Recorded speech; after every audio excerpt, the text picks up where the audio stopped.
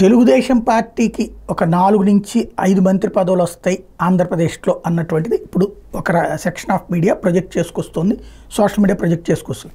చంద్రబాబు గారు చాలా బాధ్యతగా ఏమేం శాఖలు ఇస్తారు, ఎన్ని మంత్రి పదవులు ఇస్తారు మీ ఇష్టమని మోడీకి వదిలేశారు.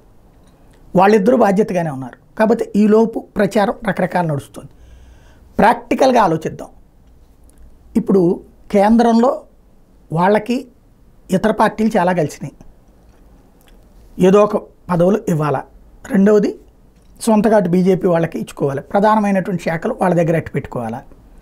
ఇకపోతే మ్యాక్సిమం తెలుగుదేశానికి 2+1 ఇవ్వడానికి అవకాశం ఉండొచ్చు. అంటే 2 కేంద్ర మంత్రి పదవులు, ఒక సహాయ మంత్రి, లేదా తెలుగుదేశానికి 2 క్యాబినెట్ పదవులు ఇచ్చి 1 జనసేనకి ఇవ్వాలి. ఎందుకు ఇక్కడ మిత్రపక్షంగా అది కూడా ఉంది కదా. జనసేన వద్దనుకుంటే అప్పుడు తెలుగుదేశానికి వెళ్ళాలి. ఎందుకంటే ఇంకోటి బీజేపీకి కూడా ఇవ్వాలి కదా. ఆంధ్రప్రదేశ్లో బీజేపీకి రిప్రజెంటేషన్ లేకపోతే ఎట్లా? బీజేపీ తరఫున 3 ఉన్నారు, సీఎం రమేష్, శ్రీనివాస్ వర్మ, పురంధేశ్వరి. వీళ్ళ 3లో ఎవరో ఒకరికి ఇవ్వాలి కదా. కాబట్టి అటు ఇవ్వాల్సి ఉంటుంది. అప్పటికే ఒకవేళ అక్కడ 3 ఇస్తే 3+1+1 5 అవుతుంది, లేదా అక్కడ 2 ఇస్తే 1+1 4 అవుతుంది.